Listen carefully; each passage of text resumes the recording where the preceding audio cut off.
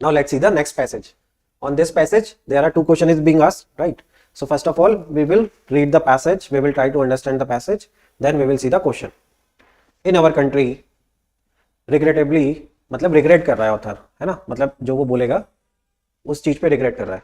Teaching and learning for the examination have been our forte, but the new demand of society and the future of work require critical and independent thinking, right? तो author किस पे regret कर रहा है? Teaching and learning for the examination पे, right? But new demand क्या है, right? But new demand of society and the future work क्या रिक्वायर कर रहा है? Critical and independent thinking, learning through doing, asking question from multiple disciplinary perspective on the same issue, using evidence for building argument and reflecting and articulation, right? So author बता रहा है कि अभी तक हमारा क्या एग्जाम ओरिएंटेड था, पर वो चाह रहा है कि न्यू डिमांड के हिसाब से ये सब चीजें होनी चाहिए, ठीक है? Now higher education should not either be mere servant of the government policy or a passive respondent to public mood. तो हायर एजुकेशन को बता रहा है वो कैसा नहीं होना चाहिए, it should not B a mere servant of the government policy, right? Now higher learning is all about how to think rather than what to think.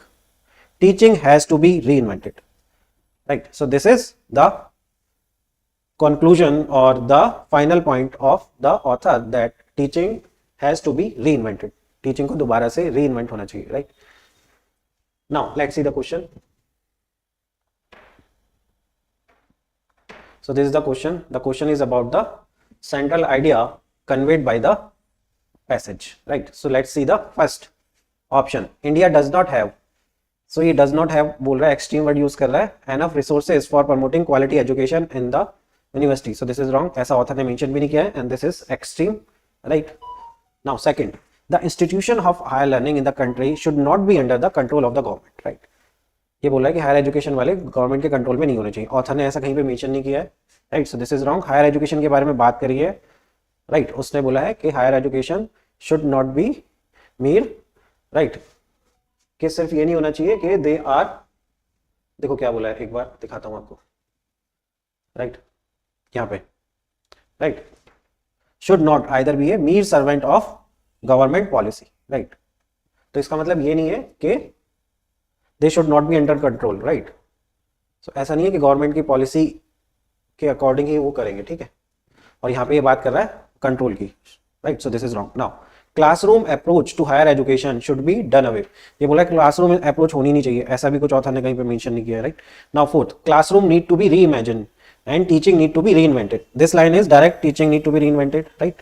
So classroom के बारे में ऑलरेडी रिग्रेट कर रहा था, राइट? और उसने reimagine, अगर आप सोचो तो ऑथर ने काफी ऑप्शंस बताए कि कैसी होनी चाहिए, क्रिटिकल थिंकिंग होनी चाहिए, राइट? तो वो सारी चीजें उसने बताई है कि क्या क्या होना चाहिए क्लासरूम के बारे में. पहले पैसेज में जो स्टार्टिंग की फ्यू लाइंस है, these are all about the classroom, right? कि क्या क्या होना चाहिए क्लासरूम में, है ना? एविडेंस बेस्ड होना चाहिए, questions, argumentation, articulation, right? So the answer will be option, right? Now see the second question based on same passage.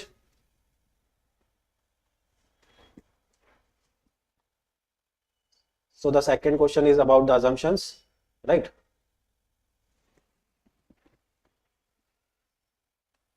Assumption have been made. Now first assumption देखते हैं. Higher education is a constantly evolving subject that need to align toward new development in all sphere of society, right? assumption क्या है? अगर suppose करो ये assumption नहीं है, right? Okay, तो ये क्या हो गया? Higher education not, it should not involve constantly, right? तो ऑथर क्या चाह रहा है? वो तो चाह रहा है कि इवॉल्व हो, तो इसका मतलब ये सही है, right? Okay, that need to be align toward new development. और ऑथर ने ये भी बोला है कि जो न्यू डिमांड्स आ रही हैं, राइट, उसके अकॉर्डिंग होना चाहिए ना, new demand and future kind of work के according. So this assumption is right, क्योंकि अगर इसका हम निगेट कर रहे हैं इस अजम्पशन को, तो हमारा पैसेज फेल हो रहा है, राइट? तो it means this is correct, right? Second, in our country sufficient fund are not allocated for promoting higher education. ऐसा कहीं पे मेंशन भी नहीं है, ऑथर ने कोई डिस्कस भी नहीं किया इस बारे में, फंड के बारे में, right? So this is wrong, right? ऐसा कोई अजम्पशन ऑथर का नहीं है. So the answer will be only first, right? ठीक है, आई होप आपको समझ आ गया होगा ये कि कैसे सॉल्व किया और आपको कैसे सॉल्व करना है एग्जाम में, राइट?